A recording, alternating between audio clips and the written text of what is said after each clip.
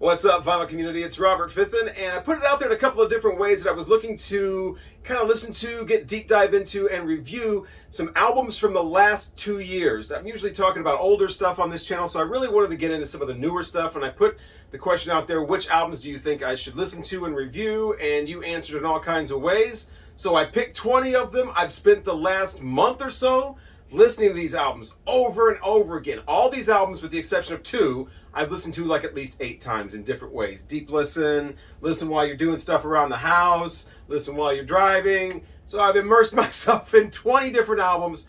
Mostly they're from the last 2 years. There's a couple of exceptions in there as well. I'll get to all that good stuff, but let's just get to the albums. Okay, album number 1, Foals. And it's Everything Not Saved Will Be Lost, Part 1. These guys are from Oxford, I found out, and they've got kind of a retro type sound with the 80s keyboards in there. That's a running theme in some of these albums. I'm noticing a lot of throwback sounds when I listen to these new albums. But Foals got it going on with the keyboards mixed in there. I want to say it might actually be Fairlight, or like a real Fairlight from the 80s playing in there. But if we're going to go back to that 80s keyboard sound, are we going to go back to the guitar? Remember the guitar? The Howard Jones thing where it was like the keyboardist wanted to rock out with the guitar, so they had the guitar with the keys here. I don't know what was here. Or those basses where they just broke off the headstock and just had the little bass, like level 42. We're going to have 80s sound. Might as well have the 80s visual. But I enjoyed this. I enjoyed the way that the singer has kind of his personality out there, and melancholy kind of lyrics with upbeat music. I love that when it works right. For people my age and older, Go-Go's Vacation is like that. The Tremolos, Here Comes My Baby is like that. Because sometimes when you're sad and feeling lonely or whatever, it feels like there's a party going on around you, and like you can't get into it because you've got this, cloud. And that's kind of what the melancholy vocals over the upbeat music kind of does for me with the Foals here. So Foals, Everything Not Saved Will Be Lost, Part 1, which means now I got to listen to Part 2.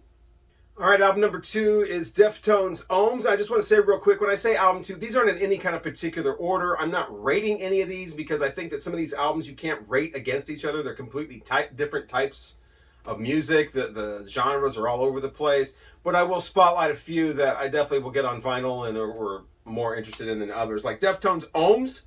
There's another album called Ohms that's coming up later. But Deftones' Ohms, it's like the Deftones. I kind of lost track of these guys. I used to listen to White Pony all the time. As a matter of fact, I've got both White Ponies. I used to check these out all the time at Back to School and what's the House of Flies. Yeah, loving the Deftones back in the late 90s. Kind of got away from them a little bit, but this is supposed to be kind of like a throwback to more like that sound. So I feel like I didn't miss a beat. I mean, some of the stuff on here sounds just like the stuff on White Pony. There's that one song where he's like, balance, balance, balance, and it just sounds just like the echo in Back to School where he's like, on the next page. So some of it is really like, wow. I mean, I feel like I'm listening to like outtakes from this album, but I enjoyed it because I like the Deftones, so you knew that was going to happen. But yeah, it sounds like the Deftones. No surprises in their sound here. Sounds great though. With any of these albums, I'm not familiar with like what the videos are, what the singles are. But with this album, I could kind of tell, like, this song called Ceremony, like, okay, that's probably one of the singles. Really catchy hooks in a lot of these. Chino's still got the voice, still got the whole, like, attitude, can still go from screaming to that, like, hooky, like, melody stuff that they do that everybody loves so much. I'd obviously recommend this for Deftones fans if you kind of, like me, and you kind of lost track of them for a little while. They're back.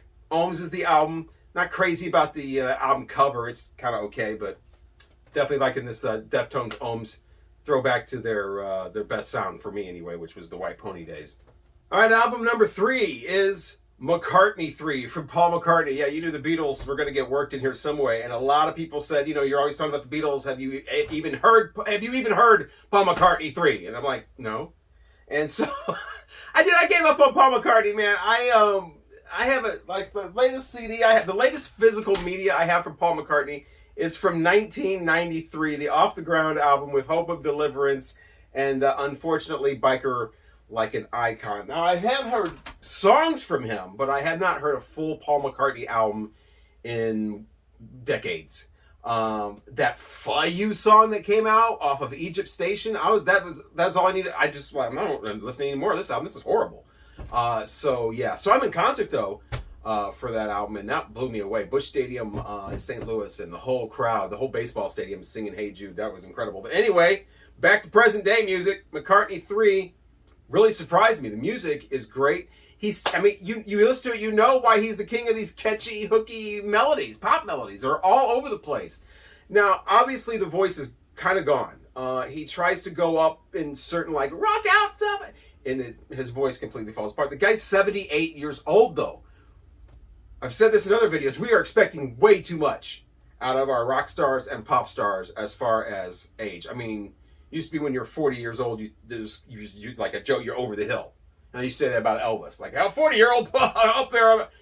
Paul McCartney's 78 and still doing this. So, I mean, he's got to have a lot of processing on his voice. That's kind of annoying. I'm not really into that kind of processing they put on there.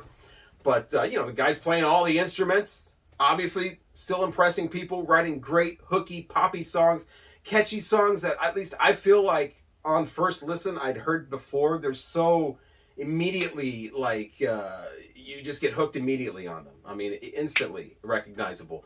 So the album is full of that. It's definitely more of a rock album than I was expecting. There's no overly cutesy songs on here. I thought the "Fuh You" thing, because that was the big single from Egypt Station. I thought that was super cutesy for what it's doing. You know, if that song would have come out in 1993, been a different story. But now that's just silly. So I'm glad to see that there was not a lot of that on here. Now there's some kind of hokey, you know, lyrics. You know, the thing about the guy models, whatever that song is. But overall, very surprised pleasantly by the guy still got it, basically. Paul McCartney still got it. Paul McCartney 3. If you're a Beatles fan, if you're a Paul McCartney fan, you're probably not like me. You've probably already heard this.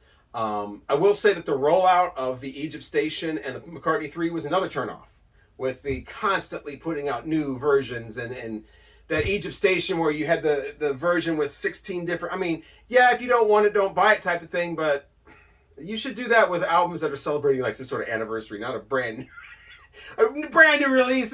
Anyway, Paul McCartney 3, definitely impressed by that. I don't know if I'll get the vinyl or not, because like I said, I'm not a real big fan of the way some of that stuff was rolled out. All right, we go from superstar to more of a local band from Dallas, Texas, called Bastards of Soul. Their album is Spinnin', and it is classic, that neo-soul sound that's out now that a few different people are doing.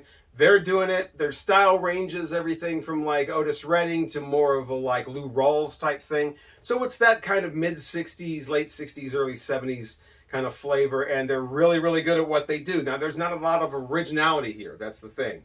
This sounds like a band that you would see live. You know, I bet these guys are incredible live, and the album sounds more like a souvenir from a live concert. Now, it's not a live album, but it does have that thing where these guys are doing their own songs. They're not cover songs, but they kind of sound like cover songs because there's so much dead on in that classic soul sound, which I love that sound. But typically, if I want to hear an album of something like that, I will hear the original albums. But these guys do a terrific job. Obviously, the vocalists, the musicians are top-notch. But for their next album, I would like to hear something in there that's a little more them, instead of just, you know, here's that neo-soul sound all the way through. But I bet these guys are incredible live. And I'm sure that's kind of the way you want to see these. That's the way these guys need to be presented, is in a live atmosphere where you're kind of expected to hear just the soul stuff and nothing added in. But I would like to see where these guys go with their sound. This is great. I don't know if I'll listen to it all the time because, like I said, it's kind of, you know, right down the middle of the soul thing. It doesn't have a lot of its own stuff in there. But Bastards of Soul will definitely, I don't know about the name Bastards of Soul either, but Bastards of Soul will definitely be a name that I will keep looking for to see what they do next. Again, band from Dallas, Texas. All right, up next is All Them Witches, Nothing as the Ideal. These guys are from Tennessee. These guys let you know you are in the deep woods now. Turn back.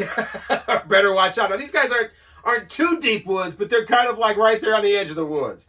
I love the sound of this album. A lot of haunting melodies. A lot of like soundscape type stuff. It definitely does not sound all the way the same all the way through. It takes you on a little bit of a journey. It's not going to be for everybody. It's a little bit murky, a little bit muddy sounding. But it is that kind of, you know, deep in the woods of Tennessee kind of haunting stuff. hellbilly a little bit in there, a little bit of stoner rock, a little bit of dialogue samples thrown in on one song, and then it just turns into a beautiful haunting guitar solo in one song. So the sound does kind of take you on a journey, and I love albums like that, and these guys do it really well. All Them Witches from Tennessee, and the album Nothing as the Idea. Glad this was suggested. I don't think I would have known about this otherwise. So this is, I think this is, so far, this has been the most enjoyable album. That's probably why I have it. I'm showing it to you on vinyl. All right, up next, I think we're up to 6 albums now. Pearl Jam and Gigaton, or Gigaton. It's Gigaton, right? Like a ton? Anyway, Gigaton. Just like Deftones, Pearl Jam. Sounds like Pearl Jam. And from what I understand, these guys have kind of been away from making great albums. That lightning bolt thing with the horrible album cover, that wasn't really well received. I've heard a few songs off that. Again, just like the McCartney, the last physical media I have from Pearl Jam is Riot Act. So I got all the CDs up until then. I got them when they were first out. But kind of, they kind of got a little samey, kind of got a little predictable. And the Avocado thing was okay. But then they got up to, like I said, Lightning Bolt and albums like that, and I was completely not into hearing the whole thing. But Gigaton, it was suggested, so I heard it. And they're kind of back to more, like I said, like Deftones, kind of back to more of their, I guess, Yield era, maybe around there with the sound. The usual Eddie Vedder voice, that hasn't changed at all. As soon as you hear the voice, you know who it is. The album is a little bit long. That's the thing. That's one thing I liked about Deftones, McCartney 3. It's great to see that a lot of artists are embracing the vinyl format. I mentioned this in a different video about how I hoped this would happen, and now it looks like it is happening. Albums are being like 44 minutes again, 42 minutes, and that's just a perfect listening experience for me. I think that hour-long, I was never a fan of that in the 90s, in the 2000s. I think hour-long albums, 55-minute albums, unless it's something that's perceived and produced as a double album with that kind of a mentality, I think that's too long. A 44-minute album is perfect, and Pearl Jam, I think they were such into vinyl back in the 90s when, just like you and me were and nobody else. They were singing songs about playing records. I'm surprised they're still making these 55-minute CD length albums. It's too long. We could have dropped a couple of songs. It would have sounded a lot tighter. Does, like I said, has the awash guitars, has some nice flourishes in there. It's definitely Pearl Jam. If you don't like Pearl Jam, you won't like it. If you do like Pearl Jam, probably like it. You're used to Eddie Vedder singing very personal from the heart stuff, very political stuff as well. The political stuff is going to be instantly dated, unfortunately, but people still listen to the Ohio song, so that's kind of dated. So more things change, the more they stay the same. But Pearl Jam Gigaton, I did enjoy most of it. I'm glad to see Pearl Jam's kind of like found out where they can just kind of sound like Pearl Jam and go with it. A lot of people have a lot of great things to say about this album, so I thought it was pretty good. Up next, Bright Eyes and Down in the Weeds, Where the World Was, and this is their 10th album, this band from Omaha. I thought it was like their 4th or 5th album. No, this is their 10th album. Now, they haven't really done anything for about 9 years, from what I understand. They've come out with this, and they've had this huge fan base, and the fans are really excited about this album. I think it definitely has an indie rock kind of sound that also leans more away from indie and more towards pop in some places. Love the lyrics. There's some great lines in here. The music for me isn't as memorable, but I hear the album. Like I said, I've heard these albums like 7-8 times. And with this album, instead of hearing a song going, oh yeah, that's a killer song I like or whatever, I'm hearing like lines and going, oh yeah, that's that great line. Vocalist does a decent job, but it's those lyrics that really stand out for Bright Eyes for me. Very, very clean production.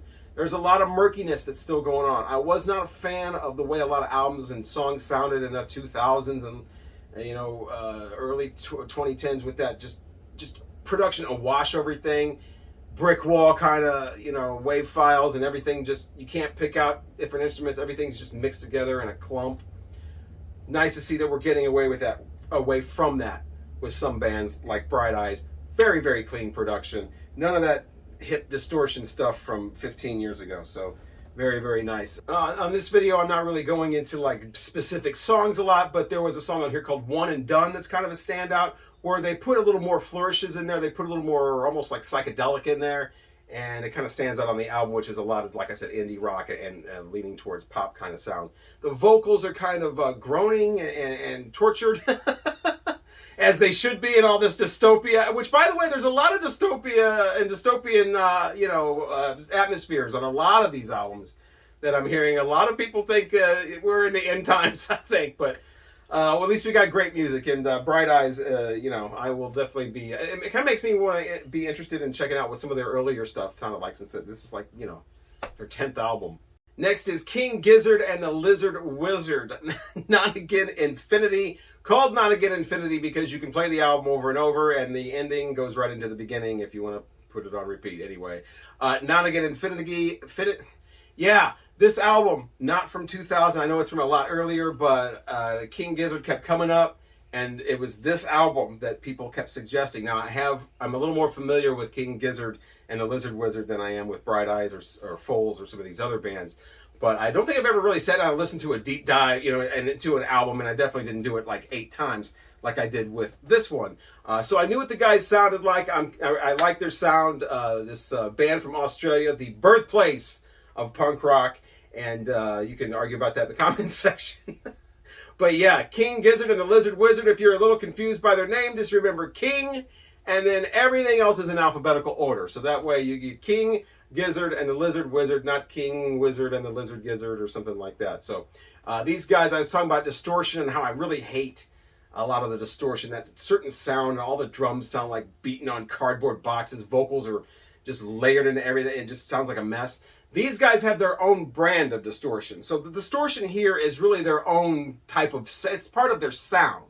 So it's much more listenable to me. It's much more acceptable when it's actually a part of the thing than just, we're going to do this one type of distortion on, or processing on this whole album just because this is the hip way to do it. These guys have their own thing going on. It sounds, they have that sound in a lot of their albums that I've heard, a lot of the songs.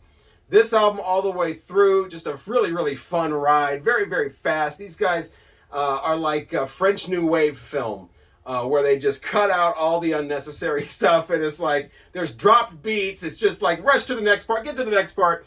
It always sounds very, very energetic, almost frantic, and love the King Gizzard and Lizard Wizard. Not Again Infinity was a great choice too. I don't know how it stacks up against their other albums.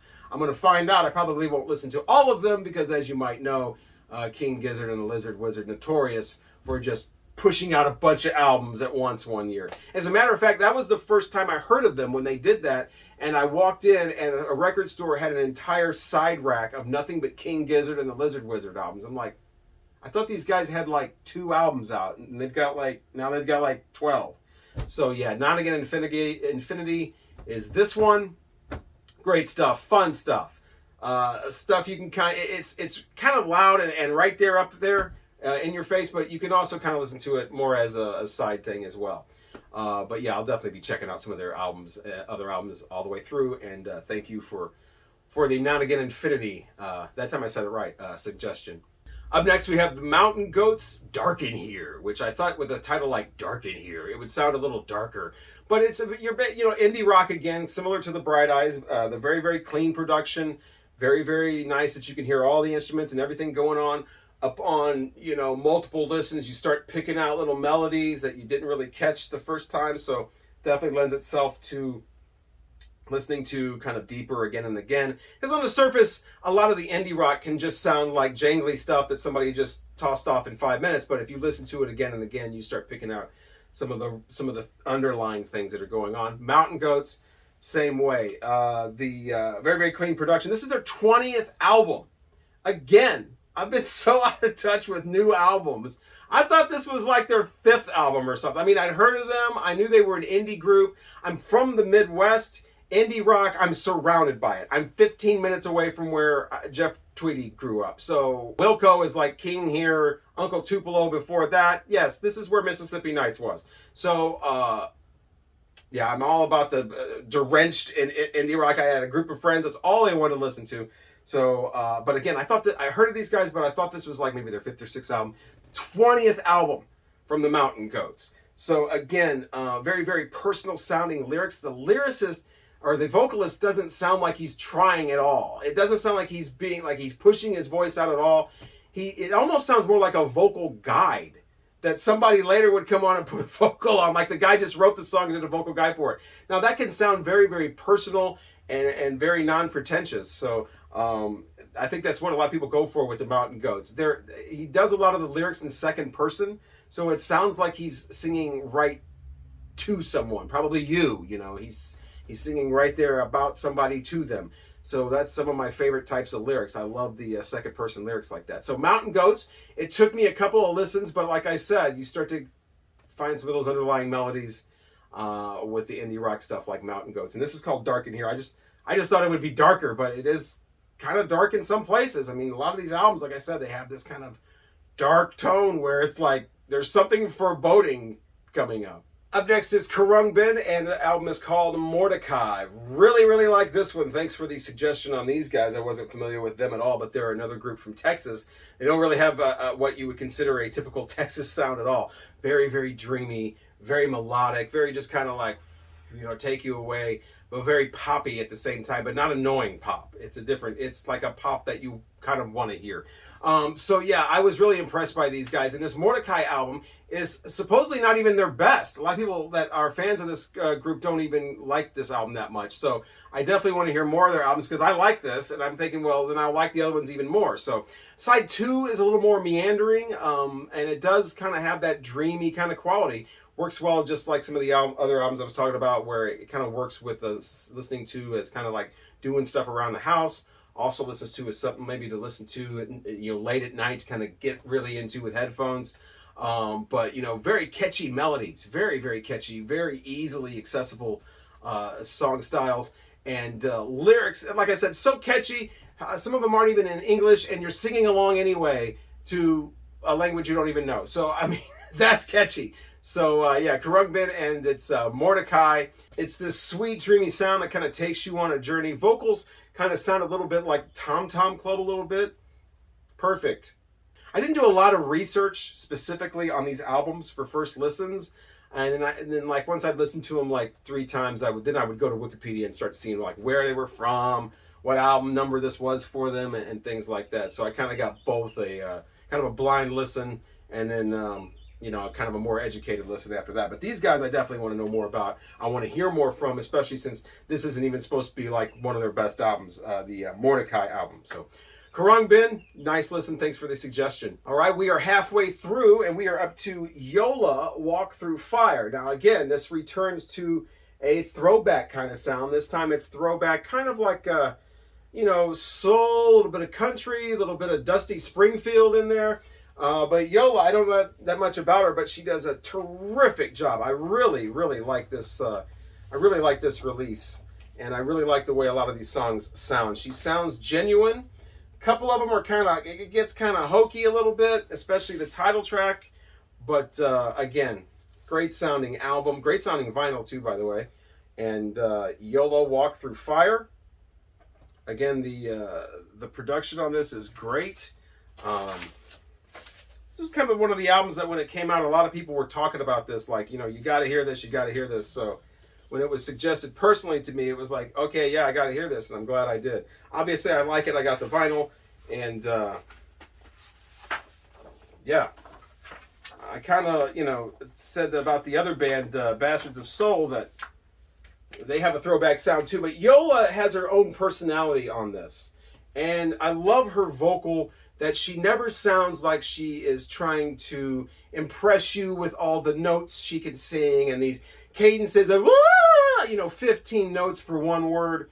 None of that in here. Just very, very soulful singing, very soulful storytelling in the song. Her voice suits each song.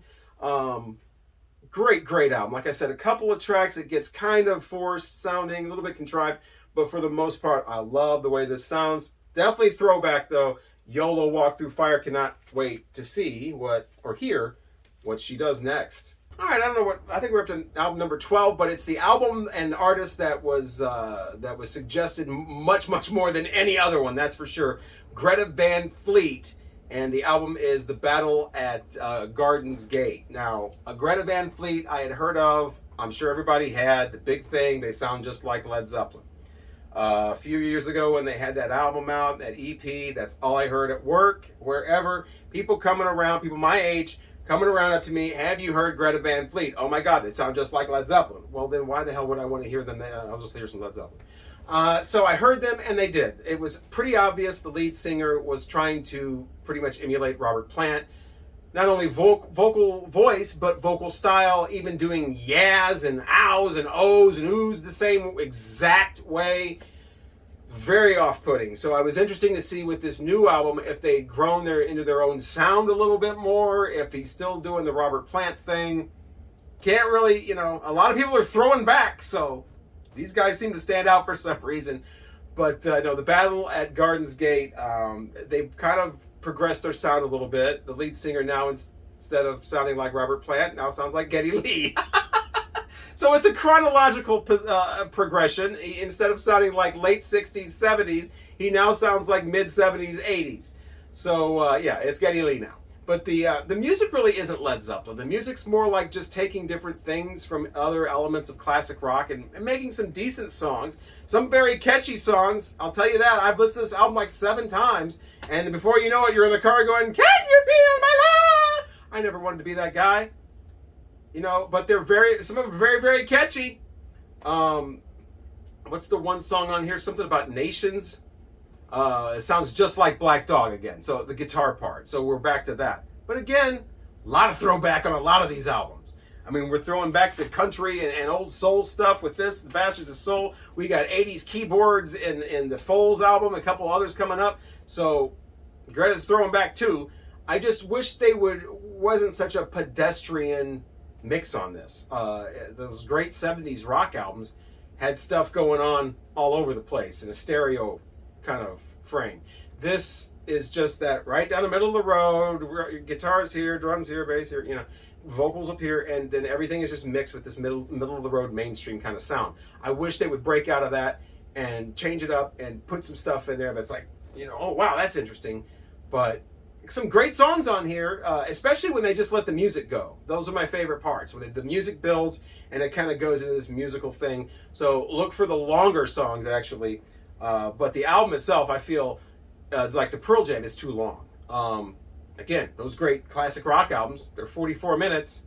You should take a tip from that, like the sound, and make your album 45 minutes too. Nice and tight, boom, just the best songs, a home run. But I don't hate Greta Van Fleet. I don't dislike Greta. I respect this album a little more than what I was hearing, 3 years ago or whatever. But yeah, it sounds like Geddy Lee singing over multiple variations of classic rock. But a lot of other albums are throwing back too. All right, up next, we visit another old friend like Pearl Jam, Deftones, going back and checking out what Bruce Springsteen is up to these days with his new album, Letter to You. I'd heard pieces of Western Skies, a couple of the pieces of the albums before that, but again, just like Pearl Jam, Deftones, I've kind of lost track, haven't heard any albums all the way through. This is very personal sounding, very heartfelt. Drawing comparisons to the Paul McCartney album I was talking about earlier, since they're kind of peers almost coming back, and still making albums this late in the game. This one doesn't rely so much on poppy hooks and great melodies and music that's all over the place like McCartney 3. This is more directly, all the songs are pretty much, more acoustic sound, warmer sound. He's singing right to you like a friend. I do think that he gets a little too countryfied. I've never been a fan of the countryfied Bruce Springsteen. Like if I was the Preacher, is a song on here where the start of it he just that kind of thing. I was never into that with him. But yeah, a lot of great songs on here. The song about 1,000 guitars, where it makes you wait 90 seconds to hear a guitar. Yeah, great stuff on here. Letter to You is an album that opens with You Were Here and Now You're Gone. Great stuff. Sounds very personal. I don't know, he did that Broadway thing where he came up and or that spoken word thing where he walked up and he talked about what a big fraud he was, and he's never worked in a factory, he's never been a blue collar guy, he's blah blah blah, he's a showman or whatever, but he's put on a good show because this sounds very, very personal and, like I said, very real. So he's still able to fool us with that. Congratulations, Bruce Springsteen. All right, and we are up to the sounds of Mr. Sturgill Simpson. And Sound and Fury is this album. Now, this is not his latest release. He did a double bluegrass tribute album called Cutting Grass. but I did not want to do a new release video on him of kind of a tribute type thing. I wanted his own sound, his own album. So I chose Sound of Fury. Now, I am familiar with Sturgill Simpson and the Sailor's Guide album, parts of the album before that. But again, never sat down, listened to an album all the way through 8 times over the course of a month. But I did with this one, and man, he's pissed. This is not a country album. He's known as a country guy. He just did the bluegrass thing. This is not a country album. This sounds like John Mellencamp on some acid, man. He is, and I love it. You know, obviously I got the vinyl. All over the place sonically, but very, very just cranked up, distorted. Not the bad 2000s distorted, but the good distortion where everything's just cranked on up because he's pissed off at the record company, upset at sycophants and whatever, tag-alongs. I don't want them on the bus. But yeah, there's styles of, I was really surprised to hear like disco styles in here. And again, with the 80s keyboards coming back. And man, he is just, he sounds like he's trying to purposely defy genres with this album. And again, the lyrics are relatable to anybody who feels like they've been pushed around and not allowed to be, you know, to be their full potential. Boom, this is it. And just song after song. I mean, you never get tired of the style because the style just changes abruptly. But there are some criticisms that he's just angry about, you know, not having the, you know, the record company's trying to screw him around or whatever and not giving him the artistic license or whatever, but then he never really shows off that artistic license. I think he does. Certainly Retrograde and there's a lot of great stuff on here. Sing Along, the one about, you know, make art, not friends. A lot of great stuff on here. Very dividing with the Sturgill Simpson fans, though. A lot of people that like the country stuff do not like this, but it's very, very rock with, like I said, some country disco. Keyboards again from the 80s, all thrown in there and put into this big blender and just cranked. Sturgill Simpson, Sound of Fury, album title that really describes the album. Okay, so now we're up to an album by Billie Eilish. The album is called When You Sleep, Where Do You Go? And I'm about to say something that people might disagree with, but this is my own personal opinion. I'm too old for this. And I only listened to this album twice. I was even older the second time I listened to it. I just feel like I don't relate to this at all. This is way mainstream pop. This girl's like, I don't know, she's 15 years old or something. She might be 18. She's 15 to me. And she's moaning about being on Xanax and stuff. And it's the pretty girl that they make not pretty. And I'm just, you know, if I had a daughter, I could use this album to like relate to her world and the things she's interested in. She'd be like, oh my God, Dad, I love her so much.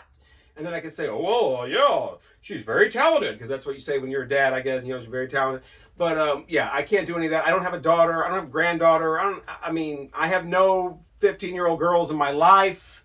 And so I really have no need for Billie Eilish. I just feel creepy listening to this. And I stopped after this. It had nothing for me. As far as the music, it sounds like a rave used to be, like at 6 a.m. when it's just the people who they're not going home. They're here. They're not going anywhere. 6 a.m. everybody's down to just Vapo Rub, and so the whole place smells like Vapo Rub. The music is this like droning bass, but you know this one has vocals. In the old times with the raves, there was no vocals, but you have Billie Eilish's vocals. Great cover. I love I guess this is an Exorcist tribute here, but the best thing about this is the cover for me. Like I said, I just feel like I'm too old for this. I love stuff that's not meant for me. I love foreign movies and all types of music that's from around the world, from different times and everything. But I think age is different. I mean, to me, this is like trying to give a serious review to a Wiggles album or something. It's like, I could do Charlie Brown and Scooby-Doo because I grew up with that, but I can't do the Wiggles, man. Can't do Dora the Explorer. Didn't grow up with that. And I can't do Billie Eilish. I saw the title of this album, When You Go to Sleep, Where Do You Go, or whatever. And the first thing I thought was, I think there's an Anne Murray album with a similar title. Now, if you see Billie Eilish and your first thought is Anne Murray, you're too old. I'm too old for this. Maybe you're not. Maybe you're 70 years old and you relate to everything on this album and you love listening to it. Your favorite album of the year. You go, you do you. I feel like I'm too old for this. Too old. But wait, good music knows no age. And no, I'm too old for Billie Eilish. Moving on to Oronzi Pazuzu. Hey, I'm Pazuzu. Speaking of old friends, I don't know who Oronzi is, but I know who Pazuzu is. Pazuzu. Like, sick on the Yo Mama jokes. Never play the dozens with Pazuzu. He is on, like, a whole other level. Just saying that. Oronzi Pazuzu is a black metal band, I guess? Death metal band from Finland. And so the whole album is in Finnish. The vocalist kind of has this Gollum from Lord of the Rings sound. If you just woke up Gollum and now he's in an extremely foul mood, kind of sounds like that. Which with this type of music, there's usually the two voices. You either get the screaming, screeching demon thing, which is kind of going on here, or you get the guttural, what Dave Mustaine used to refer to as the Cookie Monster voice. I never was a fan of that one. I definitely prefer the death metal with the screeching vocal rather than the guttural thing. But yeah, these guys deliver. This is incredibly... I was looking for like the sound of 2021, some of these albums, and I kept hearing throwback to other stuff. There's no throwback. Well, there's some throwback here, but mostly they do their own thing. They got their own stuff going on. Melodies are going on. You don't even realize it until you're halfway through. It's like there's so many different, I don't know, time signatures, and it's just insanity. It's finally somebody has matched the like music theory insanity with the kind of the, you know, like the imagery insanity and the loudness insanity of death metal, and it just happens to be Oronzi Pazuzu. No, I don't know if these guys stand out or this is just how black metal has evolved, and there's a lot of groups that sound like that. I don't know which way it goes. I haven't done death metal and black metal since like the late 90s when it was Deicide and Cannibal Corpse and Entombed and all those people. So, but yeah, these guys, incredible. I mean, how many death metal albums can you listen to where you can go, man, the flute song. I love the flute song on there. And what they do with the flute, wow. You got to check it out. They've got so many great elements on here. The songs are long, so I think there's only like 6 or 7 songs. But there's like, you get into track 3, and all of a sudden then you have squealing guitars. And you're like, oh yeah, I forgot all about screaming guitars. The final track, track 9, has, it just sounds like, you know that part in Revolution 9 from the Beatles? Like a little after 5 minutes where it's just that guitar going, with that droning drum over it, and the guy's talking about going to the dentist. Imagine that, just that part, as a 9-minute song. Oronzi Pazuzu Mestrian Kinsai, I believe is how you pronounce, maybe Kinsey is how you say the title. I assume. Great music though, no matter how you say it. If you're into like just complete chaotic, melody breaking, just really over the top stuff, I would definitely suggest this. And if you want to kind of dip a toe in, I would suggest listening to track 6 first. That kind of sounds like an 80s horror movie with the keyboards and whatever. It's not quite as loud and in your face as the rest of it. By the way, this is not, you don't listen to this while you're doing dishes. This demands your attention. It'll pull you away from whatever you're doing. If you're just sitting at the computer like reading Yahoo or something, this will definitely pull your attention. Oronzi Pazuzu. So now that we talked about black metal, obviously you follow it up with some shoegaze. That's what the young people have been calling it, shoegaze. We used to call it dream pop. The band here is Beach House. It's their 7th album called 7, and then like some of these other bands like the Mountain Goats, I actually figured out pretty early on that this was their 7th album. So thank you for calling it 7. They're on Sub Pop. Speaking of old friends, hey Sub Pop, I haven't seen you guys in a long time. I didn't even know you were still putting stuff out, but yeah, they're putting out dream pop now. Beach House is who they are. They're from Baltimore, but they don't have a very street kind of dirty Baltimore kind of John Waters sound. They're very dreamy. A great thing to listen to late at night. It's kind of soundscapey, kind of 80s again with. All right, so we've got 3 albums left, I think. I just want to, again, thank everybody that made suggestions. And hopefully your suggestion got heard. If not, make more suggestions. I'll do this all again. I love really delving in deeply. Like I said, like 7, 8, 9 listens to each of these albums. Like, well, with the exception of 2 of them. And, you know, the Billie Eilish I only listened to twice. There's another album coming up still that was so horrible, I only listened to it once. That's on the way. Right now, let's talk about War on Drugs. live drugs. Now, hearing a live album to introduce yourself to a band is probably not the best way to do it, but then again, people got introduced to Bob Seger that way. A lot of people got introduced to Ted Nugent that way. A lot of people got introduced to Cheap Trick that way. Depeche Mode. A lot of people got introduced to them with 101. So why not do War on Drugs like that? Now, I will say that I'm not sure if it was because it was a live album, but the music kind of seems kind of sparse and just kind of goes along very, very mainstream. Not a lot of cool stuff happening. Not a lot of sweet changes or oh cool. Whatever, oh, I like that, play that again. It just kind of goes on. War on Drugs, I heard the name, but I never really knew much about them. I assumed they were a much, much harder group because I thought their name was a pun. Like, instead of having the War on Drugs, which we heard on the 90s and whatever, I thought this was like war on drugs. Like, you're in a war and everybody's on drugs, and it's just carnage and chaos and confusion and hallucinations and whatever. That's what the War on Drugs was. This sounds nothing like that. This is really conventional heartland rock kind of thing, mixed in a little jam band action. Like I said, it's the live album, so I don't know how much of that is going on in their studio albums. I'm going to check out probably one of those eventually, but I just really wasn't impressed by this group or their sound, or it just seemed to go on. And their name War on Drugs was kind of like, well, I don't know why they call themselves that. They definitely don't have a sound like that. The lead singer's voice kind of sounds like latter-day Bob Dylan from kind of the Oh Mercy era. But yeah, I just didn't get into the War on Drugs, live drugs, for whatever reason. But what about Trees Speak and their album? Here's a big instrumental group. So this was cool again to listen to, whether you're, running around doing errands, or whether you're focused and listening to the whole thing, or whether you're just laying around, half out of it trying to fall asleep.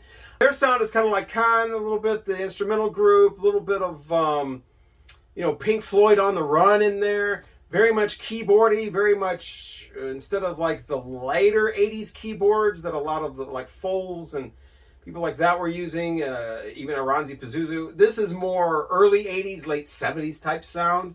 Like I said, Pink Floyd, Dark Side of the Moon, On the Run type thing. A little bit of Count in there, a little bit of Goblin even, if you want to. It doesn't get quite that heavy, but just a little bit of that kind of era is what this is. Trees Speak. A little bit of jazzy stuff thrown in there as well. Not really essential. Decent listen. I'll maybe listen to it again sometime, but there was definitely elements that were pretty interesting, and I'll delve into it again later on. But Trees Speak, they're just kind of an indie band. It doesn't get a lot of attention, so I think it was suggested that, you listen to Paul McCartney and Bruce Springsteen, you got to dig into some of these kind of more obscure bands as well. And that leads us to the final album. Are you ready for this shit? Danzig Sings Elvis.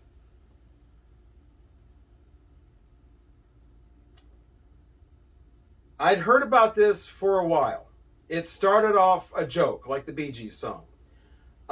It kind of got into more of an urban legend. Then it went back to being a joke. Then it's going to happen. No, it's not going to happen. It's not real. It is real.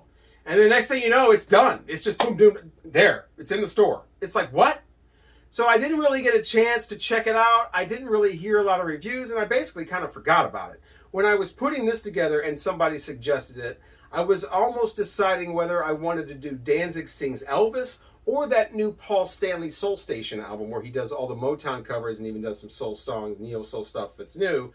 I probably should have gone with the Paul. This, especially if you're a Danzig fan. If you hate Danzig, this is the album you've been waiting for. Let me just say that. If you're a Danzig fan, I can't imagine you feeling anything other than absolute and utter disappointment. This is potential just squandered.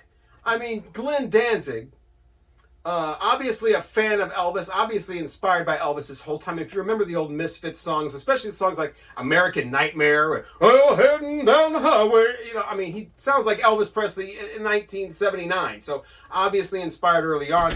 But when you hear that Danzig is going to do an album of Elvis covers, you're probably thinking, man, imagine some of those Elvis songs that he could really turn dark and evil and whatever. The song selection on here is ridiculous. I mean, I know that in the liner notes he said he didn't want to go for just Elvis big hits. Totally understandable. There's all kinds of deep, Elvis cuts that would have been so cool for Danzig to take. Songs like Trouble. That's not really a deep cut, but like, you know that song, "You looking for trouble? You came to the right place. Looking for trouble? Look right in my face." He even screams out in that song, "I'm evil." Can you imagine what Danzig could have done with that? Not on here. Can you maybe Way Down, the very last hit that Elvis ever charted when he was alive? It's talking about going way down into the fires of, in the heat of your loins. But Danzig could have twisted that around and made it sound like the fires of hell. What does he do instead? He does "Pocket Full of Rainbows." Who the hell was going, "Oh my God, Elvis, Danzig sings Elvis. God, I hope he does "Pocket Full of Rainbows"? Nobody was doing that. Elvis, no Elvis. Point is, Danzig now has a song in his discography called "Pocket Full of Rainbows." He also does "Fever." That's not even really an Elvis song. That's a song Elvis did in concert, like in the later days. It's on "A Little While from Hawaii." It's a Peggy Lee song. So now Danzig is covering Peggy Lee. And I get it. We got the whole thing where you do songs that people don't expect you to do and you surprise them. Fine, do something from one of his gospel albums. Take a real fucking chance. But no, we're going to do songs that are just like no one asked for. No one can. Elvis Presley has a song called "One Night." And Glenn Danzig does a cover of that on here. It's one of the more popular Elvis songs on here. Well, there's two versions of that song. A lot of Elvis fans might know this. There's an original version that he recorded that's like the dirty version. It's called "One Night of Sin." And instead of "One night with you is what I'm now praying for," it's more like "One night of sin is what I'm now paying for." He either got VD or got this girl pregnant, one of the two, in this song. Not even kidding around. Danzig could have freaked people out and done that version. No, he just does the "One night with you." And the vocals are just completely uninspired. It's like the band, if you want, I mean, totally not even paying attention. It's like this was a one take run through. You know, I don't want to say that it's raw or whatever, because then that gives that idea that I'm talking about like a punk rock thing where it's just like, yeah, go into the studio, plug it in, crank it up, master it, ship it, done, punk rock. I just want to be very, very, very clear. That is not the sound here. When I say it was done in like one take, I mean, it sounds more like, you know, like people my age might remember those booths that used to be in like, you know, some malls, or, you know, you go to like Memphis or some Nashville or some music intensive place like that. They'd have those booths you go into and you could make your own record or make your own tape. And they play this really generic music. You pick your song, you sing your song into this really cheap microphone with just some echo on it. 5 minutes later, they give you a tape that you've sang a song on. They used to do that back in the 80s, 70s. That's what it sounds like. Danzig went to one of these booths in Six Flags and cut a whole Elvis album. Uninspired is not even the word. This band is just like karaoke music is like miles ahead of this. I couldn't even believe it. Like I said, I can't imagine a Danzig fan being anything but disappointed. And now this is forever part of his discography. This is absolutely awful. It's not clever enough or interesting enough to even be funny. I mean, a failure on all counts. Danzig sings Elvis. Why is he singing this Elvis? He could have sung Edge of Reality. He could have done something cool with like Flaming Star.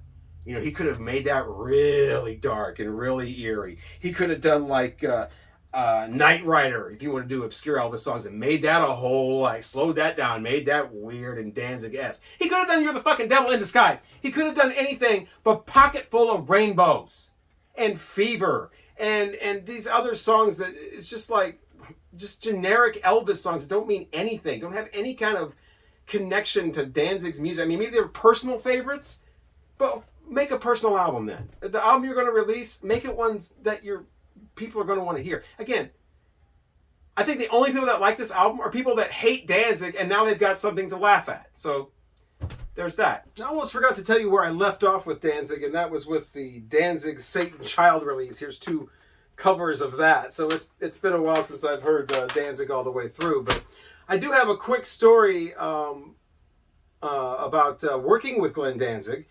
He came to a show that my radio station was actually putting on, not just selling tickets to or promoting or whatever. We actually put on this show as far as our station's birthday party. We had Glenn Danzig play. This was Springfield, Illinois. This was probably this. Maybe he was touring on this or the Black Acid Devil album before it. And he didn't have very much of a road crew. He showed up to this thing expecting the radio station personnel to set up the stage. And it's our show, so okay, that's what we're doing. So I actually was Glenn Danzig's road crew for like a day. Very, very weird situation. I've never done that with another performing group or artist or whatever. I had to help out the road crew or whatever. Do not upset him. He got along with me very well because, you know, I showed him respect and I was down to earth and whatever. But there was somebody from a different person at the radio station with a little bit of a different attitude that had the interview with him actually, and the interview didn't go so well. And later on, I'm sure it was one of his entourage. It wasn't him, but somebody put that guy's tape recorder, because this is back in the days of the little mini, or maybe it was a digital recorder. Put that in a Ziploc bag full of piss and gave it to like one of the other radio station people and said, here, you can give this back to that guy. So don't ever upset Glenn Danzig in an interview. He will take your recorder and put it in a bag full of piss and then give it back to you. I guess I guess he told him to give him the recorder and he'll take it on the bus and get stuff from everybody. Yeah, he got stuff from like a couple people. Piss. So there's my Glenn Danzig story. But anyway, those are my 20 albums. I definitely love doing this. I'll probably do it again a little later on in the year maybe or something. Once I've made a few other videos about different things, like, you know, the Beatles again or something. But thank you for all the suggestions. All but a few of these albums were definitely delightful listens. And then I got like a handful, 5, 6, 7, 8 albums where the bands are like, I'm definitely checking these bands out more or these artists more. I want to get more information on them. I want to hear more music. The newer people that only have like one album out so far, like Yola, great to get on the ground floor of that and see where her career goes. Greta Van Fleet, nice to hear that they're developing into more of a generic classic rock sound instead of specifically Led Zeppelin. And it's great, once again, to hear bands are doing 44, 45-minute albums again that fit on vinyl. They've obviously got the record in mind, not the stream, not the CD. Pearl Jam, you're next with that 44-minute album. Let's try to do that. All right, once again, thank you for watching. Thank you, Vinyl Community, for making those great videos that are always entertaining and informative to watch. Please thumb this one up if you liked it. Please subscribe, and I'll hopefully talk to you again soon.